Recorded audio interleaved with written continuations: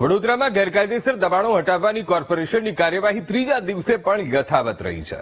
પૂર્વ કોર્પોરેટરના પુત્રની હત્યા બાદ ગેરકાયદેસર દબાણો પર બુલડોઝર ફેરવવાની કામગીરી શરૂ કરવામાં આવી. શહેરના સંવેદનશીલ દુધવાલા મહોલ્લામાં દબાણોનો સફાયો કરવામાં આવ્યો અને દબાણ શાખાની કાર્યવાહીથી ભયભીત વેપારીઓએ લારી ગલ્લા છુપાવ્યા હતા. તો ડીસીપી લીના પાટીલે જાતે ગલીઓમાં ઘૂસી આ લારી ગલ્લા જપ્ત કર્યા હતા. તો કોઈ અનિચ્છનીય બનાવ ન બને તે માટે પોલીસનો મોટો કાફલો ફટકી દેવામાં આવ્યો હતો. દબાણ દૂર કરવાની કાર્યવાહી હજુ પણ યથાવત રહેશે.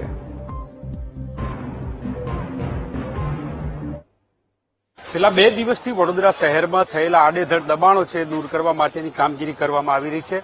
વડોદરા કોર્પોરેશનની દબાણની ટીમ સાથે સાથે પોલીસનો મોટો કાફલો આજે ડીસીપી લીના પાટીલની અધ્યક્ષતામાં આજે કાયદો અને વ્યવસ્થા જાળવવામાં આવી રહી છે અને જે લારી ધારકો છે એ પોતાની અંદર જે મોહલ્લામાં લારીઓ લઈ ગયા છે ત્યાંથી પણ લારીઓ ઉઠાવવાની કામગીરી ચાલી રહી છે. લીના પાટીલ અને અન્ય અધિકારીઓ છે અત્યારે આ કામગીરી છે કરાવી રહ્યા છે. જે 2 દિવસથી આ કાર્યવાહી ચાલી રહી છે અને કેટલાક લોકો પોતાના મોહલ્લાની અંદર જે લારી ગલ્લા લઈ ગયા છે ત્યાંથી પણ ઉઠાવવાની કામગીરી ચાલી રહી છે. સતત આ કામગીરી કરવામાં આવી રહી છે. લીના પાટીલ સાથે પણ વાત કરવાનો પ્રયત્ન કરું કે શું કહી રહ્યા છે. છેલ્લા 2 દિવસથી જે ચાલી રહ્યું છે આપ જે આ દ્રશ્યો જોઈ રહ્યા છો કે સીધી જ સૂચના પણ આપવામાં આવી રહી છે કે દબાણ નહીં થવા જોઈએ. લીના પાટીલ છે એમની સાથે વાત કરું. મેડમ, કયા પ્રકારનો આજે બંદોબસ્ત છે, કેવી રીતે કામગીરી ચાલી રહી છે? અત્યારે હાલ દૂધવાળા મહોલ્લા વિસ્તારમાં કોર્પોરેશનની ટીમ દ્વારા પોલીસ પાસેથી દબાણ દૂર કરવા માટે બંદોબસ્ત માંગવામાં આવ્યો છે, જેમાં પોલીસની બહુ મોટી સંખ્યામાં ટીમ હાજર છે. એસીપી ડીસીપી સાથે લગભગ વાડી, પાણીગેટ અને એલસીબીની ટીમો હાજર છે અને હાલમાં દબાણ દૂર કરવાની કાર્યવાહી ચાલી રહી છે. ક્યાં સુધી ચાલશે આ કામગીરી, કેવી રીતે? સતત ચાલતી રહેશે આ કામગીરી.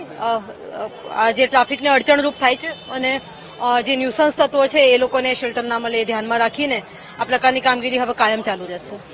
કામગીરી ચાલુ રહેશે. આપ અત્યારે જોઈ રહ્યા છો કે દૂધવાલા મહોલ્લા વિસ્તારની અંદર જે દબાણો છે, જે લારી ગલ્લાઓ લાગેલા હતા એ મોડા સુધી ચાલતા હતા અને એના વિરુદ્ધમાં અત્યારે કામગીરી ચાલી રહી છે. જે રીતે પૂર્વ કોર્પોરેટરના પુત્રની હત્યા થઈ અને ત્યારબાદ એક વાત બહાર આવી હતી કે મોડી રાત સુધી જે લોકો બેસી રહે છે એ આ ક્રાઇમ સાથે જોડાયેલા લોકો છે અને એને લઈને જ આ કાર્યવાહી વડોદરા કોર્પોરેશન અને વડોદરા પોલીસ દ્વારા કરવામાં આવી રહી છે. કેમેરામેન કિશોર ક્ષીરસાગર સાથે માનુ ચાવડા, વીટીવી ન્યૂઝ, વડોદરા.